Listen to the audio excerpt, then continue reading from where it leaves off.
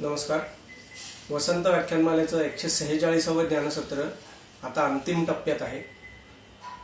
नीतिमूल्ये, ज्ञानेश्वरी आणि प्रशासन अशा अत्यंत लक्षवेधक विषयावर आजचं व्याख्यान होईल. त्यासाठी आम्ही ज्यांना निमंत्रित केलं ते माननीय डॉक्टर रवींद्र शिसवे यांचा मी अगदी थोडक्यात परिचय करून देतो. ठाणे जिल्ह्यातल्या कल्याण जवळच्या एका छोट्या गावामधून सुरू झालेला शिसवे यांचा प्रवास आज पुणे शहराचे सहपोलीस आयुक्त या टप्प्यापर्यंत येऊन पोहोचलाय. या विलक्षण प्रवासामध्ये त्यांनी सुरुवातीला चक्क जिल्हा परिषदेच्या शाळेमध्ये शिक्षण घेतलं. त्यानंतर माध्यमिक शिक्षण ठाण्यामध्ये घेतलं. त्यानंतर कर्नाटकातल्या बेळगावमधून त्यांनी वैद्यकीय शाखेतली पदवी घेतली आणि त्यानंतर देशासाठी प्रशासनासाठी काम करायचं म्हणून त्यांनी केंद्रीय लोकसेवा आयोगाच्या परीक्षेची तयारी सुरू केली. 2001 साली संपूर्ण भारतातून 53व्या क्रमांकाने रवींद्र शिसवे हे भारतीय प्रशासकीय सेवेमध्ये निवडले गेले. यावेळी त्यांचा संपूर्ण महाराष्ट्रातून दुसरा क्रमांक आलेला होता. त्यानंतर त्यांनी हैदराबादच्या नॅशनल पोलीस अकादमीमधनं पोलिसिंग विषयीचं प्रशिक्षण पूर्ण केलं. या प्रशिक्षणामध्ये त्यांचा संपूर्ण देशामध्ये 4था क्रमांक आला आणि तेव्हापासून ते आजपर्यंत म्हणजे जवळजवळ 2 दशकं माननीय डॉक्टर रवींद्र शिसवे सर हे महाराष्ट्र केडरचे IPS दर्जाचे पोलीस अधिकारी म्हणून आपल्या सगळ्यांना ज्ञात आहेत. या 2 दशकांच्या कारकिर्दीमध्ये डॉक्टर शिसवे सरांनी गडचिरोली, गोंदिया, बुलढाणा, सिंधुदुर्ग, सांगली अशा वेगवेगळ्या जिल्हा पातळीवर मुख्यतः पोलीस अधीक्षक म्हणून म्हणजे सुप्रिटेंडंट ऑफ पोलीस म्हणून आणि तत्सम पदांवर काम केलं. त्यानंतर मुंबईमध्ये त्यांची कारकीर्द महत्त्वाची ठरली आणि सध्या ते पुण्याचे पोलीस सहआयुक्त म्हणून काम पाहत आहेत. मोठी कारकीर्द आहे. मी फक्त त्याचे लक्षवेधक टप्पे सांगेन. जिथे जिथे काम करतील तिथे तिथे नैतिकता जोपासणं, प्रशासनामध्ये सुधारणा करणं आणि गैरव्यवहारांना आळा घालणं म्हणजे माल प्रॅक्टिसेस बंद करणं हे माननीय डॉक्टर रवींद्र शिसवे सरांच्या कारकिर्दीचं वैशिष्ट्य आहे. याशिवाय बदलत्या काळाला अनुसरून पोलीस दलामध्येही सुधारणा करण्यासाठी डॉक्टर शिसवे सर प्रयत्नशील असतात आणि त्यामुळे त्यांच्या कारकिर्दीत सिंधुदुर्ग आणि सांगली जिल्ह्यांमध्ये पोलीस अधीक्षक म्हणून कार्यरत असताना त्यांनी अनेक सुधारणा घडवून आणल्या. अगदी ISO सुधारणांपर्यंत त्यांनी पोलीस दलाला पोचवलं त्या जिल्ह्यामध्ये. आपल्याला हे माहितीच आहे की गडचिरोली किंवा गोंदिया यासारखे जिल्हे हे नक्षलग्रस्त भाग म्हणून ओळखले जातात. यासारख्या अत्यंत धोकादायक आणि संवेदनशील जिल्ह्यांमध्येही प्रभावी कामगिरी डॉक्टर शिसवे सरांनी केली आणि त्यानंतर कारकिर्दीच्या पुढच्या टप्प्यावर मुंबई पोलीस दलामध्ये त्यांची नेमणूक झाली. आपल्याला माहिती आहे जगप्रसिद्ध असणारं मुंबई पोलीस दल आहे. या पोलीस दलातल्या वेगवेगळ्या विभागांमध्ये वेगवेगळ्या पदांवर त्यांनी काम केलं. मुख्यतः अतिरिक्त पोलीस आयुक्त म्हणून काम केलं. पण त्यातही विशेष असे 2 उल्लेख मला करायचे. एक म्हणजे झोन 1 म्हणजे विभाग 1 मुंबई पोलीस दलाचा विभाग 1 यामध्ये अतिरिक्त पोलीस आयुक्त म्हणून काम करताना 4 वर्षांची पूर्ण कारकीर्द अतिशय संवेदनशील भागामध्ये काम करताना त्यांनी यशस्वीपणे पूर्ण केली. आणि दुसरा उल्लेख म्हणजे राज्य गुन्हे अन्वेषण विभाग म्हणजे CID या विभागातल्या एका उपविभागाचे प्रमुख म्हणूनही त्यांनी लक्षणीय कामगिरी केली आणि त्यानंतर गेली काही वर्ष ते पुणे पोलीस आयुक्तालयात पोलीस सहआयुक्त म्हणून काम करत आहेत. हा त्यांच्या कारकिर्दीचा फक्त एक भाग झाला. स्वतः डॉक्टर रवींद्र शिसवे सर हे एक अभ्यासू व्यक्तिमत्व आहे. एकाच वेळी ते पोहणं, टेबल टेनिस यासारख्या खेळांमध्ये सुवर्णपदकं मिळवतात आणि त्याच वेळी कविता, काव्यरचना, वक्तृत्व यासारख्या कलांमध्येही तितकंच प्रावीण्य दाखवतात. बहुश्रुत असलेले माननीय डॉक्टर रवींद्र शिसवे सर हे आपली पोलीस दलातली अत्यंत ताणाची नोकरी सांभाळूनही आपल्यातली संवेदनशीलता जपतात आणि म्हणूनच आज ज्ञानेश्वरी, नीतिमूल्य आणि प्रशासन अशा एका अत्यंत वेगळ्या विषयावर ते आपल्याशी बोलणार आहे. तेव्हा वसंत व्याख्यानमालेच्या 146व्या ज्ञानसत्राच्या अंतिम टप्प्यामध्ये या एका अगदी वेगळ्या विषयावर बोलण्यासाठी मी माननीय डॉक्टर रवींद्र शिसवे सर यांचं मनापासून स्वागत करतो आणि त्यांनी आपल्या व्याख्यानाला सुरुवात करावी अशी विनंती करतो. पुण्याचे पोलीस सहआयुक्त माननीय डॉक्टर रवींद्र शिसवे सर. नमस्कार.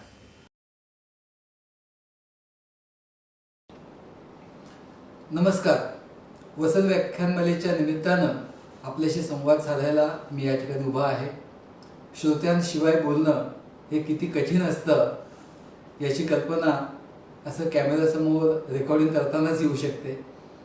वसंत व्याख्यानमाला आणि तिचं पुण्याच्या सांस्कृतिक जीवनातलं महत्त्व किती अनन्यसाधारण आहे याची मला कल्पना आहे.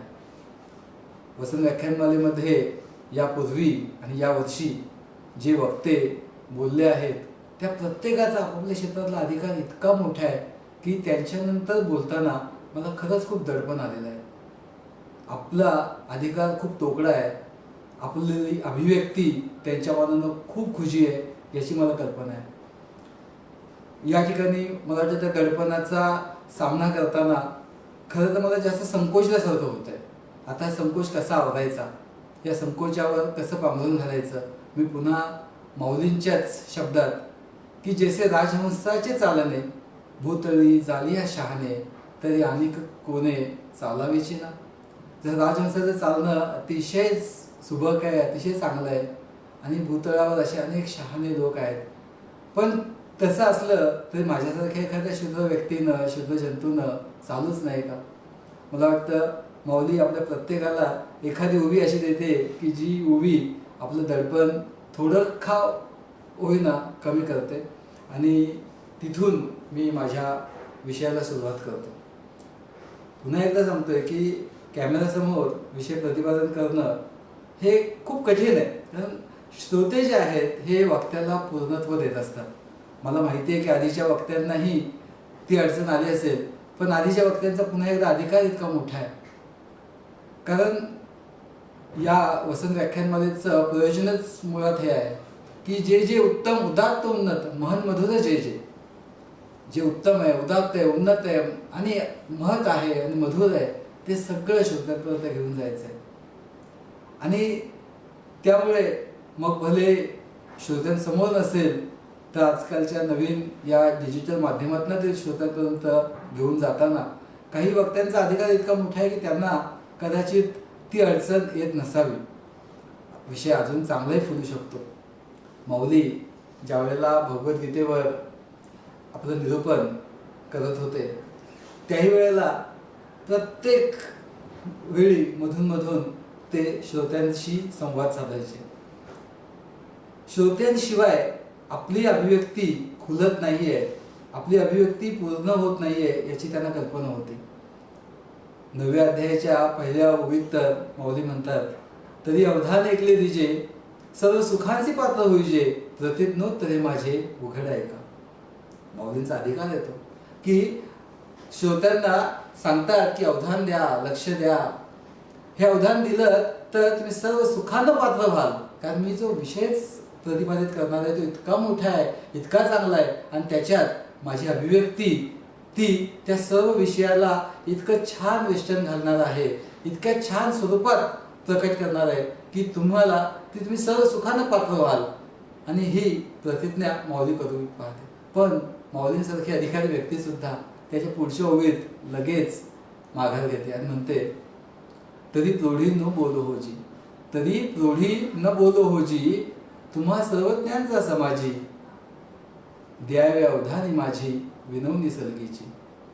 मी काही जर आता बोलताना काही प्रौढी केली असेल तर ती प्रौढी समजून घ्या, कारण तुम्हीच सर्वज्ञ आहात, तुमच्यात सगळं सामावलेलं आहे. आणि मी आता मगाशी जे बोललो ना की अवधान द्या, ती विनवणी समजून घ्या, सलगीची विनवणी समजून घ्या. मलाही हा विषय मांडताना माऊलींच्या या शब्दांचा आधार घ्यावासा वाटतो की जो विषय आता मी मांडणार आहे, खरं तर माझा त्या विषयातला अधिकार किती मोठा आहे मला माहीत नाही, पण माझी त्यामागची धारणा मात्र प्रामाणिक आहे. त्यामागे मनाचा होणारा गोंधळ, त्या गोंधळाला सावरण्यासाठी करत असलेलं चिंतन आणि ते मांडण्यासाठीची अभिव्यक्त करण्याची ही धडपड ही मात्र प्रामाणिक आहे. त्यामुळे मी एवढंच सांगू शकतो की माझ्या बोलण्याच्या ओघात जे काही येईल, काही संदर्भ येतील, जे चांगलं आहे ते सगळं इतरांचं आहे, जे काही कमी पडेल, न्यून असेल, उणं असेल ते माझं आहे. माऊली सुद्धा म्हणून घेतात, माऊली सुद्धा म्हणून जातात तरी न्यून ते पुरते, अधिक ते सरते. जर न्यून असेल तर ते पूर्ण करून घ्या, अधिक असेल तर ते सारून घ्या. आणि माऊली ज्यांना माहीत होतं की आपण खूप मोठं काम करायला घेतलंय, भगवद्गीता जी संस्कृतात होती ती संस्कृतमधून मराठीत आणणं आणि ती आपल्यासमोर बसलेल्या श्रोत्यांना हळुवारपणे विलग करून करून स्पष्ट करून करून सांगणे. आणि ते काम किती मोठं आहे याचा अभिमान की तेने कादाने मी बोलीन, बोली अरूपाचे रूप दावीन, अतिंद्रिय ते भोगवेन इंद्रियांकरवी. की तेने कादाने मी बोलेन, माझ्या बोलण्याचा विषय त्याचे कारण इतकं मोठं आहे की माझ्या बोलांनी जे दिसत नाही अरूप आहे ते सुद्धा मी तुम्हाला दाखवेन. आणि अतिंद्रिय ते भोगवेन इंद्रियांकरवी, जे इंद्रियांच्या पलीकडचं ज्ञान आहे ते सुद्धा मी तुम्हाला इंद्रियांकरवी भोगवेन. असं म्हणणाऱ्या माऊली सुद्धा श्रोत्यांना विनवणी करतात की तरी न्यून ते पुरते, अधिक ते सरते, करून घ्यावे तुमते विनवित असे. तुम्ही जे न्यून असेल ते पूर्ण करून घ्या, जे अधिक असेल ते बाजूला सारा. आणि ही तुम्हाला असं तुम्ही करा, ही विनवणी आहे माझी. पुन्हा एकदा हा विषय ऐकणाऱ्या माझ्या सर्व श्रोत्यांना विनंती आहे की या विषयातला माझा अधिकार, त्याच्यातला तोकडेपणा हा समजून घ्या. याच्या मागची भावना जी आहे ती अत्यंत प्रामाणिक आहे. आज हा विषय मांडायला मी का घेतला हे पुन्हा सांगतो. खरं तर म्हणजे विषयाची सुरुवात करायची तर मी एक प्रशासकीय अधिकारी. 2001च्या परीक्षेमध्ये मी या UPSC मध्ये सिलेक्ट झालो आणि मग त्यावेळेला माझा जो काही क्रमांक आला त्याच्यानंतर मी महाराष्ट्रामध्ये IPS म्हणून रुजू झालो आणि गेले 18 वर्ष मी या प्रशासकीय सेवेमध्ये आहे. अनेक जिल्ह्यांमध्ये SP म्हणून काम केलं, काही ठिकाणी ज्याला पोलीस उपायुक्त म्हणतात, DCP म्हणतात ते काम केलं, ॲडिशनल CP म्हणून काम केलं आणि आता मी गेले 2 वर्षापासून पुण्यामध्ये जॉईंट CP आहे. प्रशासनाकडे बघण्याचा लोकांचा जो दृष्टिकोन आहे तो सुद्धा अगदी वेगवेगळा आहे. म्हणजे जे विद्यार्थी असतात त्या विद्यार्थ्यांना, अनेकांना, सगळ्यांनाच आहे असं नाही, अनेकांना या प्रशासनाबद्दल एक आकर्षण असतं. कारण प्रशासकीय सेवेतून तुम्हाला एक तर आयुष्याची सिक्युरिटी मिळते, त्याच्यानंतर एक मान सन्मान मिळतोय आणि त्याच्यामुळे चांगला करिअरचा पर्याय म्हणून अनेक जण त्याकडे पाहतात. त्याच्यानंतर जे आपल्यासारखे इंटेलेक्च्युअल्स आहेत ते या सगळ्याकडे चिकित्सक पद्धतीने पाहत असतात. म्हणजे जसं डॉक्टर्स असतील, इंजिनियर्स असतील, चित्रकार असतील, संगीतकार असतील किंवा इतर कला विश्वातले किंवा इतर तांत्रिक विषयातले जे तज्ज्ञ असतील किंवा तर त्यांच्यासारखंच हे प्रशासनातील लोक आहेत. त्याच्यामुळे त्यांचं जे बरं असेल त्याला बरं म्हणणं आणि त्यांचं जे चुकत असेल त्याला चूक म्हणणं, इतकी चिकित्सक दृष्टी तुमच्यासारखे इंटेलेक्च्युअल्स दाखवतात. त्यानंतर एक सर्वसामान्य समाज जो थोडासा लाटेवर जात असतो की जे काही वर्तमानपत्रात येत असतं त्याच्यावरती विश्वास ठेवायचा. म्हणजे एखाद्या अधिकारीचा असेल आणि तो अधिकारी त्याचं खूप कौतुक असेल, तो पुन्हा पुन्हा जर TV वर दिसत असेल, पुन्हा पुन्हा त्याचं पेपरमध्ये नाव येत असेल, मग तर तो चांगलाच असेल अधिकारी किंवा मग हे असंच असेल असं मानणारा. कधी वाईट आलं तर त्याच्याबद्दल लगेच तसंच वाईट मत बनवणारा, असा एक सर्वसामान्य समाज. आणि त्याच्यानंतर चौथा, आम्ही प्रशासनातील लोक. हे आम्ही याच्याकडे कसं पाहतो, असे वेगवेगळे पैलू याकडे आहेत. मधल्या काळात भ्रष्टाचाराचा विषय खूप मोठ्या प्रमाणात चर्चेला आला, ऐरणीवरच आला म्हणा ना. अशा वेळी माझ्यासारखा एक प्रशासकीय अधिकारी तो कशा पद्धतीने चिंतन करत असतो. जगणं म्हणजे प्रशासकीय माझं आयुष्य आणि माझं जगणं हे काही वेगळं नाही आहे. जगणं मुळात एक सार्वभौम आणि स्वतंत्र गोष्ट आहे आणि जगणं माणूस प्रत्येक जण आनंदासाठी करत असतो. कोणीही व्यक्ती दुःखासाठी जगत नाही. मग जगण्यासाठी जर मी एक करिअर निवडलंय तर तेही आनंदासाठीच असेल. मग त्याच्या अनुषंगाने इतर काही गोष्टी येतात. मला प्रश्न पडतात, कुतूहलातून प्रश्न पडतात, या जगण्याच्या आकर्षणातून प्रश्न पडतात, जगण्याच्या धडपडीतून प्रश्न पडतात, या गुंतागुंतीच्या सगळ्या गोष्टीतून प्रश्न पडतात. प्रश्नांची उत्तरं शोधावीशी वाटतात उत्तर शोधली की लहान मुलांना होतो तसा आनंद होतो. प्रश्न पडले पाहिजेत, उत्तर शोधली पाहिजेत, कारण मानवी जगणं त्याशिवाय अपूर्ण आहे. मलाही अनेक वेळेला हा प्रश्न पडतो. एक साधा प्रश्न मला पडतो की मी प्रामाणिक का राहावं, मी प्रामाणिक का राहावं. काही वेळेला उलटाही प्रश्न पडतो की जे लोक प्रामाणिकपणे काम करत नाहीत ते प्रामाणिकपणे काम का करत नाही. आपल्याकडे विशेषतः महाराष्ट्रामध्ये आपलं आध्यात्मिक अधिष्ठान एवढं मोठं आहे, वैचारिक अधिष्ठान एवढं चांगलं आहे, असं असतानाही आपल्याकडे ज्या वेळेला आपण ही नैतिक अधोगती होताना पाहतो त्यावेळेला खरंच खूप गोंधळून झालं होतं. भोवतालची परिस्थिती आहे, आजूबाजूचे प्रसंग असतील, आणि विशेषतः मी गुंतागुंता शब्द वारंवार वापरतोय, हे अक्षरशः काही वेळेला किम कर्तव्य अशा पद्धतीने दिनमुख करायला लावते परिस्थिती. त्यावेळेला मग माझ्यासारखा माणूस काही चांगलं असेल त्या ठिकाणी आसरा शोधतो. मी बऱ्याच वेळेला म्हणतो की मी सश्रद्धा आहे, श्रद्धा की मी या ठिकाणी प्रामाणिक का राहावं. तर काही वर्षापूर्वी मी एक परीक्षा दिली आणि त्या परीक्षेतून मला यश मिळालं. अनेक जण माझ्यापेक्षा जास्त लायक असलेले लोक त्या वर्षी परीक्षेत यशस्वी होऊ शकले नाहीत. माझ्यासारखा एक जण झाल्यानंतर ज्यांना काही कल्पना नसेल तर काढत असतं अनेक जण, कारण या UPSC मधल्या IAS आणि IPS या परीक्षा, IAS आणि IPS या सेवा ज्या आहेत त्याला ऑल इंडिया सर्व्हिसेस म्हटल्या जातात, की यामध्ये तुम्हाला काढा द्यायला होतं. तर मला माझ्या त्या वर्षी महाराष्ट्र काढायला मिळालं, माझं स्वतःचं राज्य या ठिकाणी मिळालं. माझ्याबरोबरच्या अनेकांना स्वतःचं राज्य मिळालं नाही, त्यांना दुसऱ्या राज्यात जाऊन सेवा करावी लागते. दुसऱ्या राज्यात सेवा करणं वाईट नाही आहे, पण अनेक वेळेला आपली संस्कृती, आपली भाषा ही सोडून नवीन प्रांतात जाणं, तिथली संस्कृती आत्मसात करणं, तिथली भाषा आत्मसात करणं, यापेक्षा मी माझ्यासारखा एक जण स्वतःला थोडा भाग्यवान समजतो. आणि मग मी विचार करतो की मी या ठिकाणी प्रामाणिक राहिलंच पाहिजे. प्रामाणिक न राहायला कारणच नाहीये. मला दररोज सिद्ध केलं पाहिजे की त्यावेळेला देवाचा माझ्यावर जो काही आशीर्वाद होता त्याला मी पात्र आहे. मला दररोज ती पात्रता सिद्ध करावीशी वाटते. आयुष्याबद्दलची कृतज्ञता जी आहे ती मी अजूनपर्यंत जोपासतोय. ही कृतज्ञता मला सन्मार्गावर ठेवण्याचं काम करते. यामध्ये कधी खूप म्हणजे विषण्ण व्हायला होत नाही असं नाही, नैराश्य येत नाही असं नाही, नैराश्य येतं. प्रशासकीय सेवेतील सुरक्षित आयुष्य जगताना जगावं किंवा मरावं इतके गंभीर प्रश्न नक्कीच पडत नसतील, पण कसं जगावं हा प्रश्न तर नक्कीच पडतो. आपल्या आजूबाजूला ज्यावेळेला काही गोष्टी पाहतो आणि त्या आपल्या मनासारख्या नसतात, एक नैतिक चौकट असावी असं सगळ्यांची अपेक्षा असावी. का नसावी? जर या सेवेमध्ये मी आलोय तर मी माझ्या स्वतःच्या इच्छेने आलोय.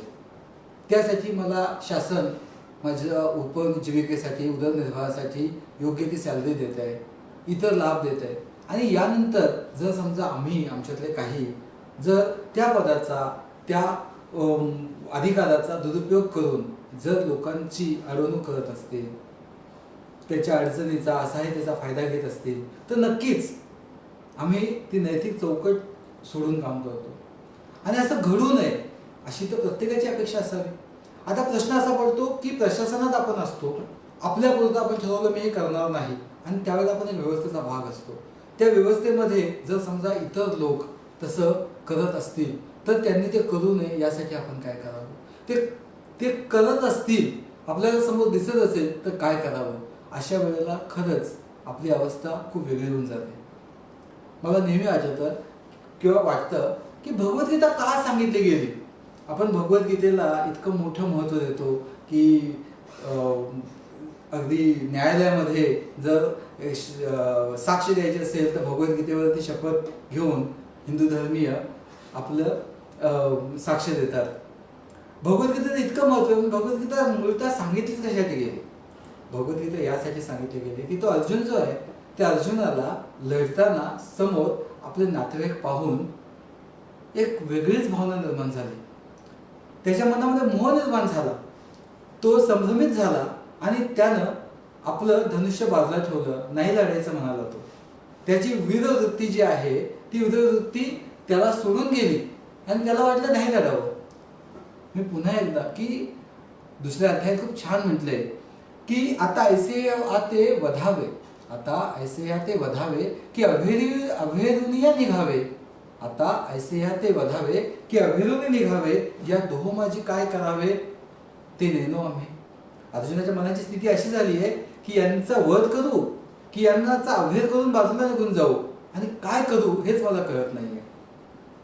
मला असं वाटतं आता कोणाचं वध वगैरे करणं इतके गंभीर प्रश्न तर नक्कीच नसतील, पण काहीतरी ठोस भूमिका घेणं, मग त्याची जी योग्य ती किंमत मोजण्याची तयारी दाखवणं, हा प्रश्न तर पडतोच प्रशासकीय अधिकाऱ्याला. पुन्हा मनाची जी आहे, म्हणजे खूप छान त्यांनी शब्द वापरला मौलीने, गजबज, की ती गजबज अशी होतीये ना, म्हणजे मनाची गडबड, गोंधळ, गुंता तो आपला सुद्धा होतो. अर्जुनाच्या दुसऱ्या अध्यायात अर्जुनाच्या मनाचं खूप छान असं वर्णन केलंय. तू जाणता तरी म्हणविसी, श्रीकृष्ण त्याला म्हणतो की तू जाणता तरी म्हणविसी तरी नेनिवेतीला सांगिसी. तू जाणता म्हणतोय स्वतःला, पण नेनिवेला मात्र सांगत नाही, आणि शिकवू म्हणो तरी बोलसी बहुसाल नेती, आणि काही शिकवू जावं तर बहुसाल नेती सांगतोयस. आपल्या मनाची सुद्धा काही वेळेला अशीच घालमेल होते. काही कळतंय असं वाटतं, आणि त्याच वेळेला ज्या नेनिवा आहेत त्या वेगळं काही सांगत असतात. मनाचा असा गोंधळ होत असतो, आणि त्यानंतर जे काही म्हणजे चांगलं आहे, जे काही खरंच यासाठीचं खरं तत्वज्ञान आहे, ते आपल्या मनापर्यंत पोहोचणं, ते स्वीकारणं, यासाठीचं धैर्य, धारिष्ट्य आपल्याला यायला हवं. माझ्यामध्ये पहिल्यांदा त्याच्यासाठी एक तात्विक अधिष्ठानच असायला हवं, आणि हे तात्विक अधिष्ठान मी ज्ञानेश्वरीत शोधायचा प्रयत्न करतो. मी या ठिकाणी एक गोष्ट पहिल्यांदा स्पष्ट करू इच्छितो की मी एक प्रशासकीय अधिकारी आहे, आणि मी भारताच्या राज्यघटनेला बांधलेलं आहे, आणि भारताची राज्यघटना जी आहे ती आपल्या प्रत्येक व्यक्तीला किंवा व्यक्तीनं सेक्युलर असावं, विशेषतः प्रशासकीय सेवेतील आम्हाला सगळ्यांनी सेक्युलर असावं, ही अपेक्षा व्यक्त करते. आणि त्या अर्थानं सुदैवानं मी खरंच पूर्णतः सेक्युलर मतांचा आहे. परंतु त्याच वेळेला मी मगाशी म्हणालो की काही श्रद्धा असतात, आणि श्रद्धा का असू नयेत.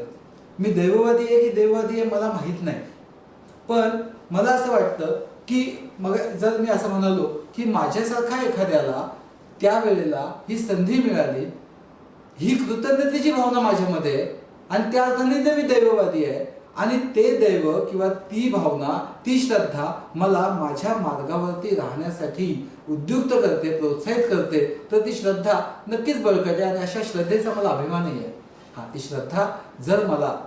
ती श्रद्धा मला माझ्या म्हणजे प्रशासकीय सेवेमध्ये जर अशक्त करत असेल, मला भित्र बनवत असेल, तर मला असं वाटतं की ती काही उपयोगाची नाही आहे. भगवद्गीतेत श्रीकृष्णांनी अर्जुनाला सांगितलं की परित्राणाय साधूनां विनाशाय दुष्कृतां धर्म संस्थापनार्थाय संभवामी युगे युगे. दुष्टांच्या विनाशासाठी आणि साधूंच्या रक्षणासाठी आणि धर्म संस्थापनेसाठी मी युगानुयुग जन्म घेत राहीन. याचं ज्ञानेश्वरीतलं निरूपण खूपच सुंदर आहे. दैत्यांची कुळे नाशी, साधूंचा मानू घेवशी, दैत्यांची कुळे नाशी, साधूंचा मानू घेवशी, धर्माची नीतीशी शेज भरी.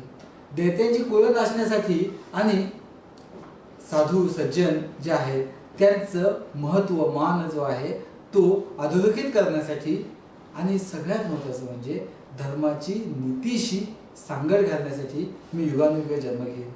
किती सुंदर व्याख्या पहा, धर्माची नीतीशी सांगड घालणे. धर्म याच अर्थाने ज्ञानेश्वरीतली धर्माची व्याख्या किती सुंदर आहे. येथ वडील जे जे करती त्याचे नाव धर्म ठेवेती. जे इथे वडील, जे काही मोठी मंडळी आहेत, महाजन आहेत, ते जे काही करतात त्याचं नाव जे आहे ते धर्म ठेवतात, आणि याची एर अनुष्ठिती सकळ जन, आणि मग त्याचं इतर जे आहेत ते अनुकरण करतात. धर्म या अर्थाने आहे. माझ्या मते माझ्यासारखा एखादा अधिकारी जो खरंच गोंधळून जातो त्यालाही नैराश्याचा सामना करावा लागतो, कारण भूमिका घ्यायची म्हटली तर त्याची काहीतरी किंमत द्यावी लागते. सगळ्यात महत्त्वाची गोष्ट म्हणजे एखादी अशी गोष्ट ती घडत असताना, मनाविरुद्ध ती घडत असताना, ते जे नैराश्य आहे ते आपल्याला पूर्णपणे एक प्रकारे आपण ना काळोखून टाकू शकतं. आणि नैराश्य माझ्या मते सगळ्यात वाईट मानलं जातं. अशा नैराश्याचाही सामना जेव्हा आपण करतो त्यावेळेला कुठेतरी आपल्याला आपलं तात्विक अधिष्ठान शोधावंसं वाटतं. आणि मग मी हे तात्विक अधिष्ठान गेल्या अनेक वर्षांपासून ज्ञानेश्वरीत शोधतो. मला असं वाटतं की आता जे मी म्हणालो त्या पद्धतीनं की त्या अर्जुनाला जसा प्रश्न पडला, त्या अर्जुनाला लढू की नको असा प्रश्न पडला, तो मोहित झाला, त्यावेळेला तू लढलंच पाहिजे हे सांगणारं जे तत्वज्ञान भगवद्गीतेच्या माध्यमातून श्रीकृष्णाने त्याला सांगितलं. आणि तेच मग तुम्हा सगळ्यांसाठी ज्ञानेश्वरांनी ज्ञानेश्वरीच्या रूपात आणलं. हे फक्त एक काव्य नाहीये, हा फक्त एक ग्रंथ नाहीये की ज्याला पवित्र मानावं आणि फक्त देवालयात ठेवावं. ते दररोजच्या जगण्यामध्ये आपण अनुसरलं पाहिजे, दररोजच्या जगण्यामध्ये अनुसरलं पाहिजे. किती मोठी गोष्ट आहे पहा की हे जे नैराश्य आहे, हे नैराश्य तुम्हाला निष्प्रभ करू शकतं. पण या नैराश्यामध्ये सुद्धा जसं विझवण्याचं सामर्थ्य आहे तसं फुलवण्याचं सुद्धा सामर्थ्य असू शकतं. हे फुलवणं कधी, जी मनात वादळं येतात, या वादळांचा सामना करायचा असेल तर तुमचं तात्विक अधिष्ठान खूप मजबूत पाहिजे. ते तात्विक अधिष्ठान तुम्हाला संवेदनशील करत असलं पाहिजे. आणि ते जर संवेदनशील करत असेल तर मग त्यातून तुम्हाला पुन्हा एकदा त्या वादळांचा सामना करता येतो. संवेदनशीलतेची माझ्यासाठी मी छान व्याख्या केलेली आहे की जी वेदना हृदयाची तार छेडते ती वेदना म्हणजे संवेदना, जी सकारात्मकतेकडे घेऊन जाते ती वेदना म्हणजे संवेदना, जी वेदनेतून वात्सल्याच्या विशाल क्षितिजाकडे घेऊन जाते ती वेदना म्हणजे संवेदना. कारण वेदना तुम्हाला प्रत्येकाला होतात, वेदना होत नाही अशी व्यक्ती नाही. पण ही वेदना संवेदना तेव्हाच होईल का जेव्हा ती सम्यक असेल, जेव्हा जी तुम्हाला सकारात्मक करत असेल. आणि त्याचमुळे माझ्यासारखा एखादा अधिकारी जेव्हा प्रशासनामध्ये काही चुकीच्या गोष्टी पाहत असतो त्यावेळेला त्याला भूमिका घ्यावीशी वाटते. ती भूमिका घेत असताना अर्जुनाच्या मनासारखी त्याचीही स्थिती अशी दोलायमान होते. आणि त्यावेळेला पुन्हा की हे आपलं कर्म आहे ते मला केलंच पाहिजे, त्याची जी काही किंमत असेल ती मी भोगायला तयार आहे. एवढं करेज, एवढं धाडस, एवढं धैर्य, एवढं धारिष्ट्य ही आपल्यामध्ये यावं लागतं. यामध्ये फक्त इतरांकडून काही चुकीचं घडलं तरच आपण निराशेच्या गर्तेत सापडतो असं नाही. अनेक वेळा आपल्याला प्रलोभन येतात, त्या प्रलोभनांचा सामना करावा लागतो. आणि समजा काय शेवटी मन आहे, इतरांबद्दलचा द्वेष, इतरांबद्दलची असूया ही आपल्या मनाला स्पर्शून जाते. आणि अशा वेळेला आपण आपल्या तत्वांवर तशी सेम निष्ठा ठेवून वागावं यासाठी आपलं जे तात्विक अधिष्ठान खरंच भक्कम असावं लागतं. मी पुन्हा पुन्हा ज्ञानेश्वरीकडे वळतोय. मला असं वाटतं की ज्ञानेश्वरी म्हणजे ज्ञानेश्वरांनी ज्ञानेश्वरीच का सांगितली, ही गोष्ट ज्ञानेश्वरांनी ज्ञानेश्वरीसाठी भगवद्गीताच का निवडली, हा विषय सुद्धा समजून घेण्यासारखा आहे. याबद्दल तज्ज्ञांचं वेगळं मत असू शकतं. पण माझ्या मते याचं उत्तर त्यांच्या स्वतःच्या आयुष्यात आहे. कारण त्यावेळेला म्हणजे फार पूर्वीचा वेदिक आणि लेटर वेदिक पिरियड नंतर त्याला आलेली प्रतिक्रिया जैन आणि बौद्ध या धर्मांच्या रूपानं, आणि त्याच्यानंतर पुन्हा एकदा शंकराचार्यांनी जे त्या वैदिक धर्माचं केलेलं पुनरुज्जीवन, आणि मग त्यावेळेच्या ज्या संकल्पना आहेत आणि विशेषतः त्याच्यामध्ये शंकराचार्यांचा द्वैतवाद, ब्रह्म सत्य जगन मिथ्या, ब्रह्म हे सत्य आहे आणि जग आहे हे मिथ्या आहे, मोह आहे, माया आहे, आणि त्याच्यासाठी सगळं काही मोक्षासाठी करायचं, आणि मोक्ष मिळवायचं असेल तर संन्यासाला सगळ्यात जास्त महत्त्व. आणि मग ते पुढे ज्ञानेश्वरांच्या वडिलांच्या बाबतीत की विठ्ठलपंत कुलकर्णी त्यांचं ओढा विरक्तीकडे, पण त्यांचं लग्न आळंदीला रुक्मिणीबाईंशी करून दिलं जातं. त्याच्यानंतर दोघेही पुन्हा आपेगावला गेल्यानंतर तिथे आपल्या आईवडिलांच्या मृत्यूनंतर ही दोन्ही दाम्पत्य आळंदीला येतं. आळंदीला आल्यानंतर एकदा पुन्हा त्या विरक्तीच्या ओढीनं पत्नीला तिची परवानगी न घेता किंवा चुकीच्या मार्गाने घेऊन स्वतः विठ्ठलपंत निघून जातात, संन्यास घेतात. आणि मग पुढे जेव्हा रुक्मिणीबाईंना आशीर्वाद देण्याची वेळ येते आणि त्यावेळेला त्या आशीर्वादाच्या रूपानं तिच्या पतीचं खरं सत्य बाहेर येतं आणि त्यावेळेला पुन्हा रामानंद स्वामींनी त्यांना परत जायचा केलेला आदेश आणि मग पुन्हा त्या आदेशानंतर त्यांनी स्वीकारलेला गृहस्थाश्रम. आणि एका संन्यासी व्यक्तीनं गृहस्थाश्रम स्वीकारणं, त्याला ती मुलं होणं, याला तत्कालीन समाजानं, तत्कालीन ब्रह्मवृंदानं केलेला प्रचंड विरोध, त्या विरोधातून त्या पूर्ण कुटुंबाला वाळीत टाकणं, त्यांच्या मुलांचं औरसत्व नाकारणं, त्यांचं मूजीबंधन न करणं आणि शेवटी त्या सगळ्या त्रासाला कंटाळून प्रायचित्त म्हणून की आपल्यानंतर आपल्या संततीला तरी समाज स्वीकारेल यासाठी त्या दाम्पत्यानं प्रायचित्त म्हणून केलेला देहत्याग आणि त्या देहत्यागानंतर सुद्धा या चारही भावंडांना झालेला त्रास, यामुळे ज्ञानेश्वरांना कळलं होतं की कदाचित समाजापुढे असलेले जे आदर्श आहेत ते वेगळे आहेत, समाजापुढे काही चुकीच्या गोष्टी आहेत आणि आपल्याला त्या योग्य पद्धतीनं बाजूला सारल्या पाहिजेत. आणि त्याच्यामुळे त्यांनी भगवद्गीता ही आणली. जो काही द्वैतवाद आहे शंकराचार्यांचा, त्याला त्यांनी अद्वैतवादाचं खूप सुंदर उत्तर दिलं.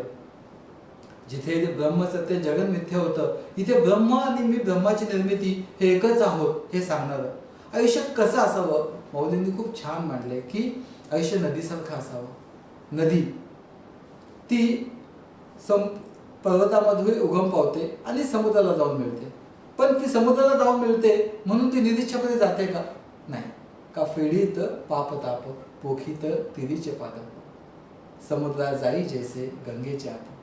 ती जाताना कुणाच्या तरी पाप फेडण्यासाठीच तीर्थक्षेत्र बनवते, कुणाच्या तापाचं हरण करण्याचं काम करते, तृष्णा शमवण्याचं काम करते, उष्मा शमवण्याचं काम करते. तीरावरची जे मळे आहेत ते मळे पाणी देऊन फुलवते, त्या ठिकाणी गाळ देऊन त्याला सुपीक करते आणि मग समुद्राला जाऊन मिळते. तसंच आयुष्य कसं असावं की बांधलेली सोडीत बुडाल्या काढीत साकडे फेडीत अर्थांची या, की जे बांधलेले आहेत त्यांना सोडत, जे बुडतायत त्यांना बाहेर काढत आणि जे अर्थ आहेत त्यांचे साकडे फेडीत. आता ज्ञानेश्वरांनी पुढे इतकं छान जे काही म्हणजे ज्ञानेश्वरी लिहिली, पण ज्ञानेश्वरांना त्यांच्या आयुष्यामध्ये सुद्धा उद्विग्नता आलीच की ज्या वेळेला तत्कालीन समाज या चारही भावंडांना त्रास देत होता. विशेषतः मुक्ताईचं त्या उन्हामध्ये त्या वाळवंटामध्ये पाणी भरायला जाताना मडकं फोडण्याची कृती त्यांना इतकं उद्विग्न करून घेतलं की त्यांनी स्वतःला टाकीमध्ये कोंडून घेतलं, झोपडीमध्ये कोंडून घेतलं आणि त्यावेळेला की मन माधुरी उन्मन करा टाकी उघडा ज्ञानेश्वरा असं त्या मुक्ताईबाईला म्हणावं लागलं. जग झाली वनी आपण व्हावे पाणी, स्वतः तरुणी विश्वतारा टाकी उघडा ज्ञानेश्वरा असं त्या मुक्ताबाईला सांगायला लागलं. ही उद्विग्नता खुद्द ज्ञानेश्वरांनी अनुभवली. आता जगाचं हे सगळं हलाहल पचवून त्यांच्या तोंडून विष बाहेर नाही पडलं, अमृतच बाहेर पडलं, कारण ते व्यक्तिमत्व. आणि म्हणून आजही एवढ्या वर्षांनी आपण त्यांना माऊली म्हणतो. पण माझ्या तुमच्या आयुष्यामध्ये इतकं साधं सोपं नसेल. आपल्याला आलेली उद्विग्नता इतक्या पटकन आपल्याला दूर करता येणार नाही. त्या प्रलोभनात जर मला प्रलोभन आलं, मला समोरच्या व्यक्तीबद्दल द्वेष आला, माझ्या मनामध्ये नैराश्य आलं, तर ते नैराश्य दूर करणं हे कधी कधी इतकं सोपं नसतं. मग मला कधी कधी पुन्हा ज्ञानेश्वरी आठवते की ज्ञानेश्वरीमध्ये त्यांनी किती छान व्याख्या केली पाप आणि पुण्याची. तर या सर्वात्मक ईश्वरा पहिल्यांदा पाप पुण्याची व्याख्या केली आहे की पाप जे आहे काय असतं की पापात्मक पापा नरका जायचे, पुण्यात्मक पापा स्वर्गा येईजे, जेने माते पाहिजे ते शुद्ध पुण्य. पापात्मक पाप जे आहे, जे अगदीच पाप आहे, ते केलं तर तुम्ही नरकात जा. जे पुण्यात्मक पाप आहे, मग उपवास असतील, दानधर्म असेल, तीर्थक्षेत्री जाणं असेल, हे सगळं केलं तर कदाचित तुम्ही स्वर्गात याल. पण ते शुद्ध पुण्य नाहीये. ज्यानं त्या ईश्वराची प्राप्ती होते ते शुद्ध पुण्य. त्याची व्याख्या किती सुंदर केली आहे. तर या सर्वात्मक ईश्वरा स्वकर्म कुसुमांच्या वीरा केली पूजा होय अपारा तोषाला. तो जो सर्वात्मक ईश्वर आहे त्याला जर प्रसन्न करून घ्यायचा असेल तर दुसरं तिसरं काहीच करण्याची गरज नाही. स्वकर्माची फुलं घ्या, त्या फुलांचा हार बनवा आणि तो हार त्या ईश्वराला अर्पण करा आणि मग तो प्रचंड संतोष पावेल, त्याला खूप आमोद होईल. आता ही स्वकर्माची फुलं कोणती? मला जे नेमून दिलंय ते माझं काम, माझं विहित कर्म आणि ते सर्वथा त्याज्य नव्हे. ज्ञानेश्वरांनी ज्ञान मार्ग सांगितला, ज्ञानेश्वरांनी योग मार्ग सांगितला. योग मार्ग तर अतिशय कठीण आहे. साध्या लोकांनी सर्वसामान्यांनी त्याच्या वाटेला जाऊ नये असं सांगितले. ज्ञान मार्ग सांगितला, योग मार्ग सांगितला, भक्ती मार्ग सांगितला आणि कर्म मार्ग सांगितला. आणि हा कर्म मार्ग तरी जाना नेना सकळा, तरी जाना नेना सकळा कीर कर्मयोगी प्रांजळा. जो जाणा आहेत, जाणते लोक आहेत, जे नेते लोक आहेत, त्या सगळ्यांसाठी हा कर्मयोग जो आहे हाच खरा प्रांजळ, हाच खरा आहे, हाच खरा उपयोगाचा आहे. कारण जसं जैसा स्त्रिया बाळा तो, जशी नाव स्त्रिया बाळा तो तरुणी. जशी नाव असते, नौका असते, पाण्यामध्ये आपण घातली आणि तिच्यामध्ये स्त्रिया असू देत, लहान मुलं असू देत, ती त्यांना तारून नेते. त्या पाण्यामध्ये तरून त्यांना तरंगत तरंगत त्यांना त्या बाजूला दुसऱ्या तीरावर घेऊन जाते. तसं कर्मयोग आहे. हा कर्मयोग जो आहे हा कुणासाठी वर्ज्य नाहीये, हा कुणालाही वर्ज्य नाहीये. मग तो कितीही साधी व्यक्ती असू देत त्याला तो जमू शकतो. आणि मग कर्मयोग म्हणजे स्वकर्म, तो स्वकर्म. आणि या स्वकर्मापेक्षा दुसरं काही श्रेष्ठ नाही हे माऊली सांगतात. स्वकर्म आणि स्वधर्म बऱ्याच वेळेला एक म्हणजे सिनोनिमस ज्याला आपण म्हणतो समानार्थी शब्द म्हणून आल्यासारखं झालंय. पसायदानात सुद्धा मौलींनी तसंच म्हटलंय की दुरिताचे तिमिर जाओ विश्व स्वधर्मे सुदिये पाहो, जो जे वांछिल तो ते लाहो प्राणी जाता. जे दुरित आहे, पाप आहे, त्या पापाचा अंधार नाहीसा व्हायला हवा. तो कसा होईल? तो होण्यासाठी जर अंधार पापाचा असेल तर उजेड पुण्याचा यायला हवा. पण माऊली उजेड प्रकाश हा पुण्याचा नाही मागत आहेत, तो कसला मागताय? दुरिताचे तिमिर जाओ विश्व स्वधर्मे सूर्य पाहो. विश्वातील प्रत्येकाच्या मनामध्ये स्वधर्माचा सूर्योदय हो, प्रत्येकाच्या मनामध्ये स्वधर्माची जाणीव सूर्या इतक्या प्रकर्षाने हो. आणि मग असं झालं काय होईल? जो जे वांछिल तो ते लाहो प्राणी जाता. मग ज्याला ज्याला जे जे हवं ते ते मिळेल, प्रत्येकाला मिळेल, प्रत्येकाला मिळेल. किती सुंदर प्रार्थना आहे. सगळ्यात आधी मौलींनी स्वकर्माचं किंवा स्वधर्माचं महत्व पुन्हा पुन्हा अधोरेखित केलंय. खूप ओव्या आहेत जे स्वधर्म किती महत्वाचा आहे हे सांगतात. तो स्वधर्म बापा नित्ययज्ञ जाणपा. तो स्वधर्म जो आहे त्याला तुम्ही नित्ययज्ञ पहा. वर्ततू तेथ पापा संचालन आहे. आणि त्याच्यासारखं वर्तन केलं, स्वधर्माचं वर्तन केलं तर त्या ठिकाणी पापाचा संचारच होत नाही. मौलींनी काय बऱ्याच वेळेला आपल्याला इतर ज्या गोष्टी आहेत त्या गोष्टी आणि स्वकर्म आणि स्वधर्म कर्मयोगाची यथेच्छ टिंगळटिवाळे करणारे लोक आहेत, यथेच्छ टिंगळटिवाळे करणारे लोक आहेत. पण ज्ञानेश्वरांनी जाणीवपूर्वक माझ्या माहितीप्रमाणे खुद्द भगवद्गीतेत नसलेल्या काही गोष्टी त्या ठिकाणी वर्णन करून ज्ञानेश्वरांनी स्वकर्म आणि स्वधर्म आणि इतर गोष्टी ह्या वेगळ्या केल्या. माऊली म्हणतात की तुम्ही व्रतू नियमन करावे, तुम्ही शरीरात न पिडावे, दुरिकेही न बचावे तीर्थासी गा. तुम्ही शरीराला पीडा देऊ नका, तुम्ही व्रत नियम करू नका, तुम्ही कुठल्या तीर्थक्षेत्राला जाऊ नका. योगाधिक साधने साकांक्षा आराधने तंत्रमंत्र विधाने झणी करा. योगासारखी जी साधनं आहेत, तंत्रमंत्र विधान आहेत किंवा कुठल्या अपेक्षेने केलेल्या आकांक्षेने केलेल्या ज्या आराधना किंवा प्रार्थना किंवा पूजा किंवा व्रत या सगळ्यांचा त्याग करा. तुम्ही देवतांतरानं करावे, हे सर्वता सर्व काही न करावे. स्वधर्म यज्ञ यजावे अनायासे.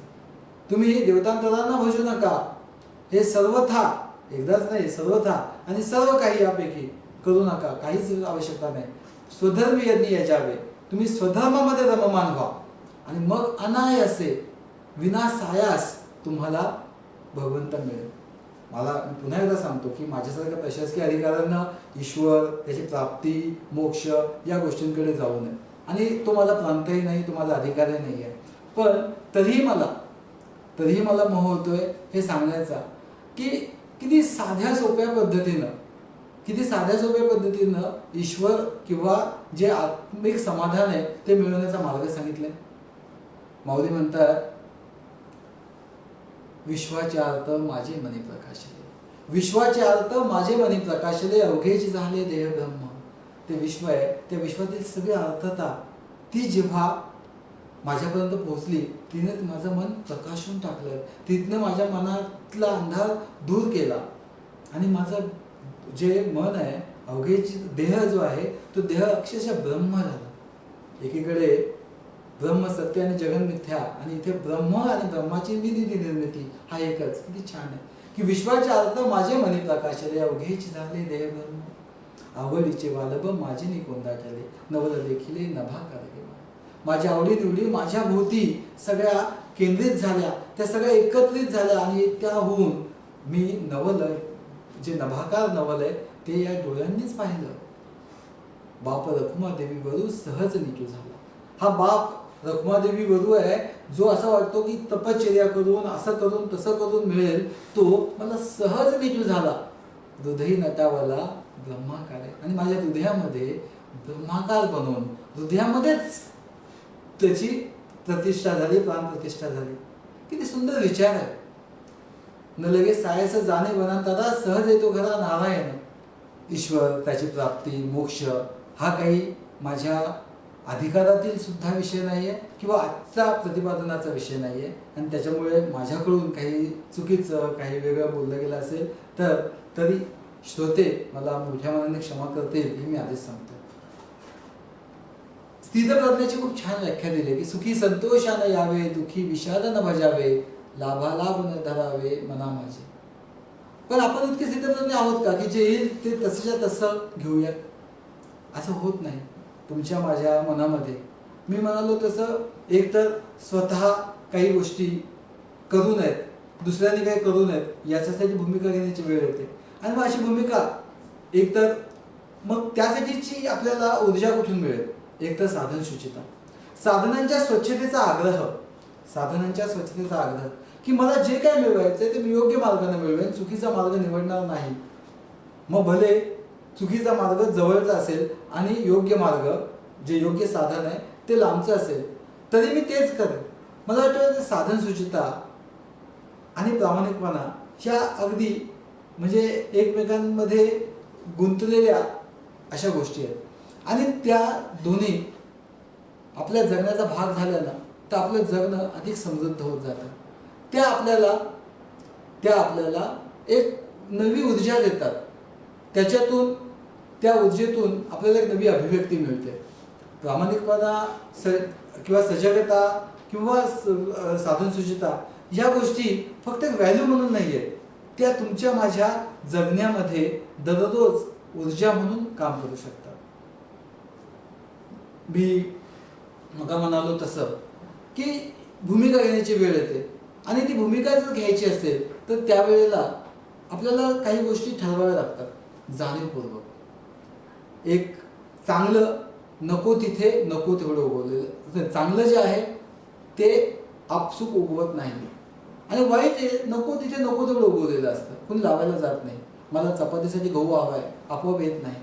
आणि त्याच वेळेला जर समजा पाणी साचलं शिवाळ होतं, आजूबाजूला जर काहीच इतर काही त्याची मशागत नसेल तर तण येतं, लव्हाळ येतं, गवत येतं, कुणी लावायला जात नाही, आपोआप येतं. चांगलं आणि वाईट याच्यातला हा फरक आहे.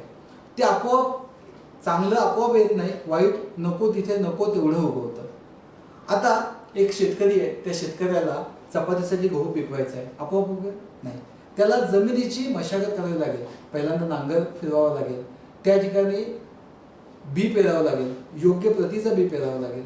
ते पेरलं की त्याला पाणी द्यायची व्यवस्था करावी लागेल, आधी माती टाकावी लागेल पुन्हा त्याच्यावर, आणि मग पाणी द्यायची व्यवस्था करावी लागेल. त्याला चांगला पिकाला जोम यावा म्हणून खत द्यावं लागेल.